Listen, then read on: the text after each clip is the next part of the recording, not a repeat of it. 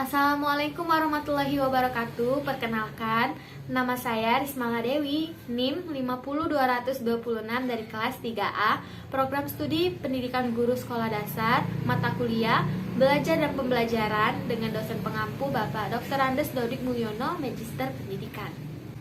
Baiklah, di sini saya akan menjelaskan teori dalam belajar yang terdiri dari teori belajar behaviorisme, teori belajar kognitivisme, teori belajar konstruktivisme, dan teori belajar humanisme. Tujuan video ini dibuat yaitu agar kita sebagai calon guru terbiasa untuk bersikap teliti dan peka saat kondisi belajar mengajar. Teori ini sebagai landasan dalam penerapan materi pembelajaran yang bersifat pembentukan kepribadian dan juga mampu menciptakan suasana belajar yang aktif dan dinamis serta dapat mengidentifikasikan keberhasilan aplikasi teori dan juga dapat mengetahui berbagai macam perilaku peserta didik dan menemukan cara untuk menyikapinya. Langsung saja kita bahas teori yang pertama, yaitu teori belajar behaviorisme. Teori ini berisikan tentang perubahan tingkah laku yang terjadi karena pengalaman belajar. Menurut teori ini, dalam proses belajar mengajar, yang terpenting adalah seseorang akan dianggap telah belajar ketika sudah menunjukkan perubahan tingkah laku. Dari teori ini juga, belajar dapat diartikan sebagai stimulus dan respon. Hal yang terpenting dan perlu diperhatikan adalah perilaku dari stimulus dan respon. Maksudnya yaitu apa yang diberikan guru dan apa yang diterima oleh peserta didik harus diperhatikan dan diukur.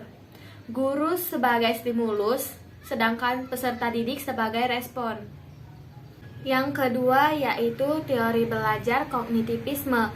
Teori kognitivisme memiliki pandangan bahwa seseorang yang menerima informasi akan menyusun, menyimpan, dan menemukan hubungan antara pengetahuan yang baru dengan pengetahuan yang telah ada. Selain itu, konsep belajar dalam teori ini mengenal istilah asimilasi dan akomodasi, yaitu proses belajar secara kontinu antara individu dan lingkungan, sehingga menghasilkan perubahan pengetahuan dan tingkah laku. Yang ketiga, teori belajar konstruktivisme. Teori ini mengatakan bahwa peserta didik yang menerima informasi baru akan selalu memeriksa kebenaran dari informasi tersebut. Teori ini tidak hanya menerima konsep, tetapi terjadi proses konstruksi pengetahuan melalui pengalaman, karena pengetahuan bukan bersifat pemberian, namun berasal dari proses konstruksi pengetahuan setiap peserta didik, sehingga pengetahuan yang didapat lebih dikuasai dan lama melekat dalam memori peserta didik. Yang terakhir yaitu teori belajar humanisme. Teori ini mengemukakan kebebasan peserta didik dalam menyelesaikan permasalahan atau menemukan suatu konsep belajar dengan caranya masing-masing. Peserta didik berperan sebagai subjek didik dan pendidik berperan sebagai pengaruh atau fasilitator.